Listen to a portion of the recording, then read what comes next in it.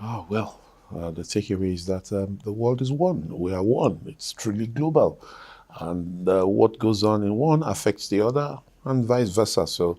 And I'm glad that there are people sitting down to reflect on issues that concerns Africa and how Africa affects the world and the benefit that Africa will derive from this and what needs to happen for those benefits to be derived.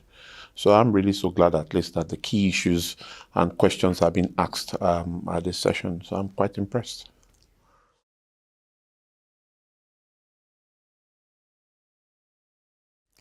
For me, it's for us to have a common voice, the shared mission and shared value that is required to make this happen is quite clear, undoubtedly.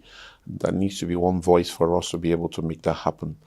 The second thing is that the political leadership of Africa needs to unite behind this shared mission to make this equally happen.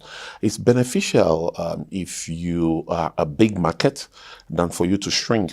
The smaller you are, the less likely you'll be impactful and not transformational. So it's really important that the demographics, the hydrographics of Africa is taken into consideration in building and bridging the gap between the haves and the have-nots in Africa and the world. So essentially, I think this is a veritable platform to list the priorities of projects needed to make the transformation to take place, and then the implementation framework to do that is equally very, very, very well noted here. So I'm glad that the Free Trade Association is one that is really looking at all these big issues.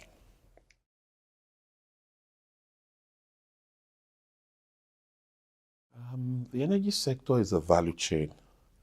And that value chain, usually, most people seem not to understand how that interconnectedness of the value chain is and the relevance of that value chain in ensuring that there is electricity for everybody. I've said timelessly, if you want a big economy, you need big power. The more you electrify Africa, the more you make economic growth to happen. Like Margaret Thatcher had mentioned before, you and I can travel here by road or rail or whatever. Economy only travel through infrastructure. Without infrastructure, you can't have a sound economy. It's important that that is made available. Even Gandhi equally mentioned that, Rahul, when he said that tides don't lift people, tides lift boats. The boats represent the infrastructure needed for people to be lifted. So if you want to lift the tide of Africa, if you want to change the story of Africa, there's a need for you to create the infrastructure needed to make Africa truly great. The lack of interconnectedness of the infrastructure in Africa is equally another problem. It's a challenge in its own.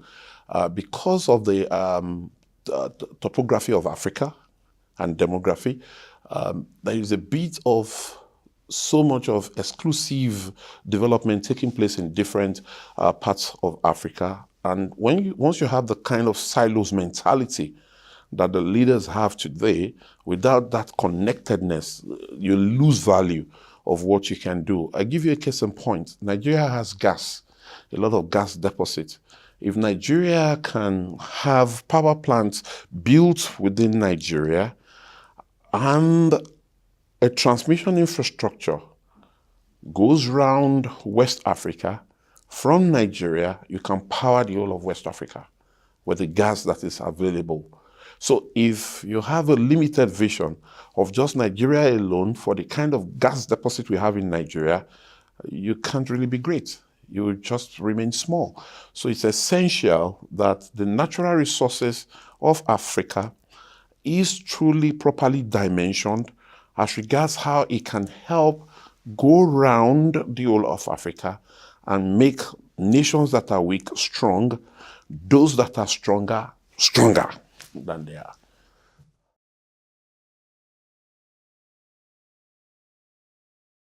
to, from an investment perspective, which is affordability question. Most people speak to tariff as a limiting barrier to economic expansion and free trade and the rest of them. Now, the notion is always that most people can't pay. Yes, they can pay. They actually can pay. You shouldn't be lost in the ignorance of that hypothesis, which says a lot of people don't have money. They want electricity, and they're actually using electricity through alternative means. They're self-generating. Africa today has the highest number of generators. So somebody somewhere is actually generating that electricity. So they are perpetually looking for alternative solutions to get electricity and use electricity for whatever purpose they desire. The problem we need to quickly solve is for us to have an all-inclusive blueprint, one where we'll say we have a grid that gives power to companies that can afford to pay. Now we have a customer classification arrangement in place today that allows those who can pay to cross-subsidize those who cannot pay. So it's a policy that needs to be interrogated fully. Either one, because I'll always ask a question, what do we want to achieve? If we want to create employment, if we want our industries to become export-oriented, it invariably means that the cost of energy cannot be allowed to be too high. Because the higher the cost of energy, the higher will be the price of goods and services. Because they have to pass through the cost of energy into the price anyway. So the people government is seeking to protect through subsidy are actually still paying for that subsidy because the companies are pricing electricity into the price of their commodity. But if you truly want industries to grow, it invariably means that you have to reduce the cost of energy to those who have capacity to pay and capacity to employ. Because the less the cost of energy, the more employment that is created, the more jobs, the more of export for you to earn forex that will help your GDP. So it's something that needs to be interrogated. Off-grid mechanism can be used for isolated locations where the cost of building strong transmission infrastructure is considered too high and excessive. In such locations, you can have embedded energy solution created for just those clusters for them to have the energy they require.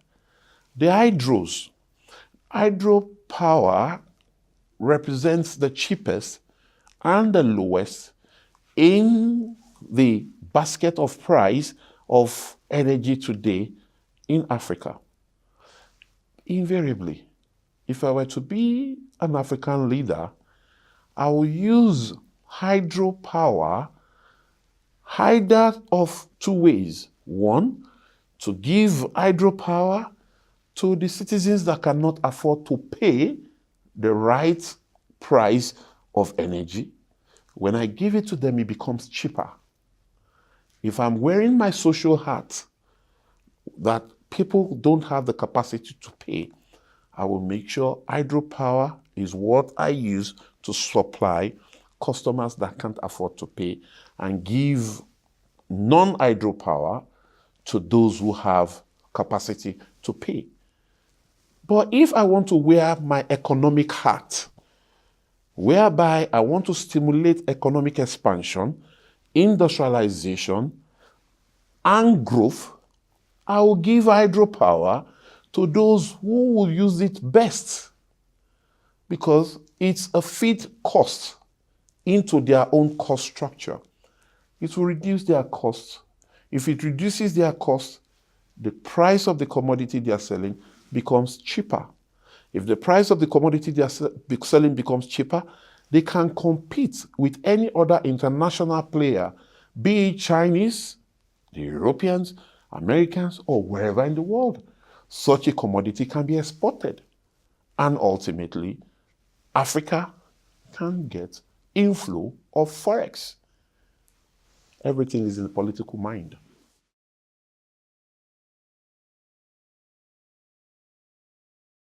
But as a businessman, I would recommend that there is partnership between the public sector and the private sector. Symmetry and symbiosis is the name of the game. I shouldn't in any way discriminate. Government should not discriminate. Government should help the private sector to help government.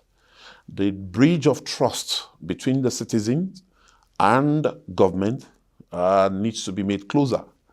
There is no bridge as we speak today. There is lack of trust. That trust needs to be reestablished. The citizen must trust government, and government must perform in accordance with their promises to the citizen. It is in that obligation that Africa can truly be great.